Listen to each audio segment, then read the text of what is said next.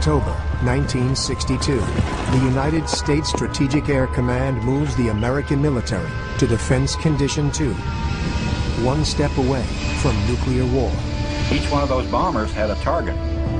In the U.S. and Moscow, accusations and denials. I'm prepared to wait for my answer until hell freezes over. U.S. invasion forces are poised for a massive attack, while at sea, in the air, and on land, nuclear weapons are in the hands of captains and majors. If called upon to use a weapon, we would have fulfilled our orders. We're going to throw the Soviets out of there and, teach them this is our hemisphere. And we're going to do away with Castro once and for all. The attention of the world is on the island nation of Cuba, where men, women, and children are mobilized to defend against imminent invasion. In the White House and the Kremlin, lack of sleep, lack of communication. The question that was raised, who's in charge in the Soviet Union? And that's when things really get dangerous. At stake is the fate of the entire world. There is little doubt that this war, if it comes, will be nuclear. There was panic. There's no two ways about it. People thought that this was a real thing. I told my wife, I will not go to work today. I don't know what will be tomorrow. It's quite possible that tomorrow we will not be alive. DEFCON 2, the highest state of U.S. military readiness, short of nuclear war.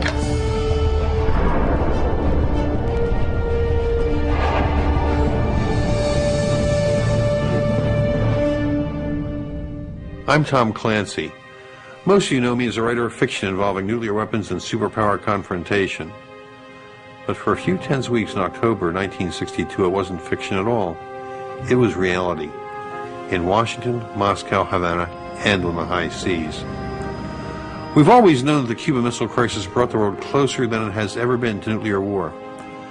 But much of what really went on behind the scenes has been kept top secret until only very recently. Now, 40 years later, those who are on the front lines of the crisis, missile commanders, submarine captains, and undercover spies, now tell us that we were even closer to nuclear war than almost anyone thought.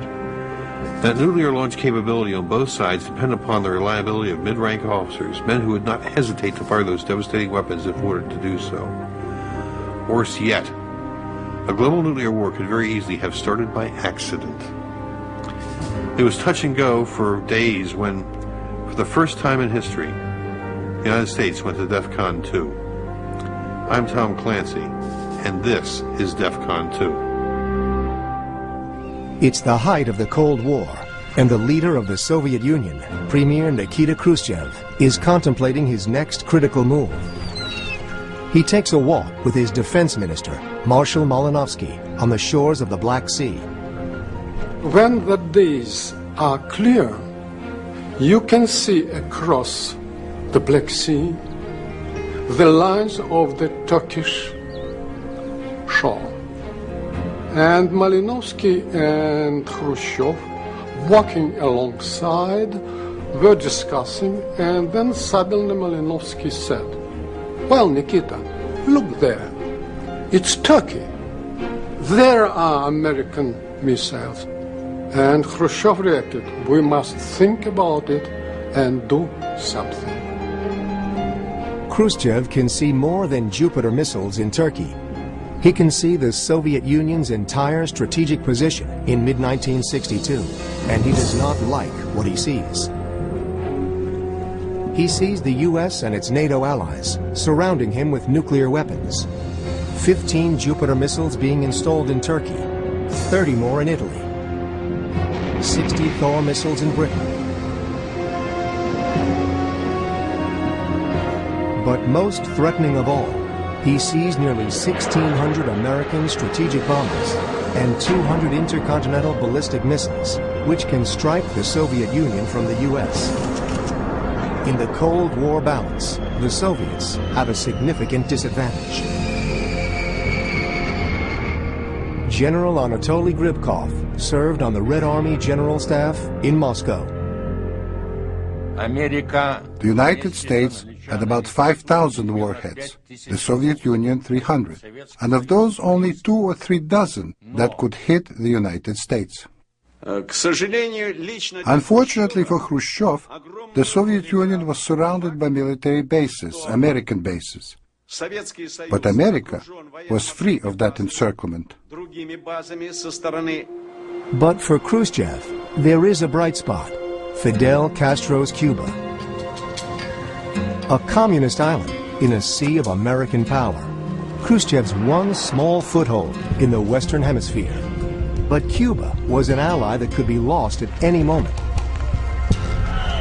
The U.S. had been trying to overthrow Castro since 1961, first by small infiltrations, then, finally, in an invasion by Cuban exiles, trained, armed, and sponsored by the CIA.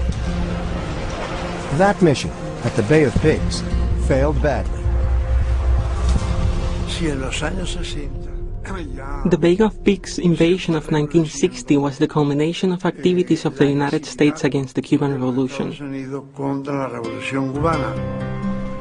After Bay of Pigs invasion and its collapse, Moscow got a proof that there are real intervention plans supported, at least supported, by Washington. Khrushchev's solution? Do with Cuba what the U.S. had done in Turkey. Put nuclear weapons right under the enemy's nose. The Soviet strategic position would improve practically overnight. With one bold stroke, Castro's Cuba would be protected from impending invasion, while Khrushchev's bargaining power and his prestige would be enhanced. At the Ministry of Defense in Moscow, General Gripkov takes a lead role in planning the top-secret operation. There were no telephone conversations, no letters written, not even codes, nothing. The operation is codenamed Anadir. It's the name of a cold Siberian city, a clever diversion from their actual tropical destination. And it was decided to send a mission to Cuba to discuss this idea with Cubans. Fidel didn't give us an immediate answer. He said, we need time to think. When the offer to deploy these missiles was presented by the Soviets in May of 1962, Cuba felt obliged to accept the missiles in order to show solidarity towards socialist countries that were supporting Cuba in this very unequal battle against the U.S. administration. On the third day, Fidel said, if it is necessary for the interests of the world revolution and the interests of the Soviet Union, then we agree. With Castro's consent, Operation Anadir is on. It would be the largest seaborne operation in Soviet history. The Soviets have just 4 months to organize, transport, and install 60 nuclear missiles and 40,000 men on an island nearly 8,000 miles away. And it all has to be done in secret. To disguise their intentions, the Soviets decide to use cargo ships,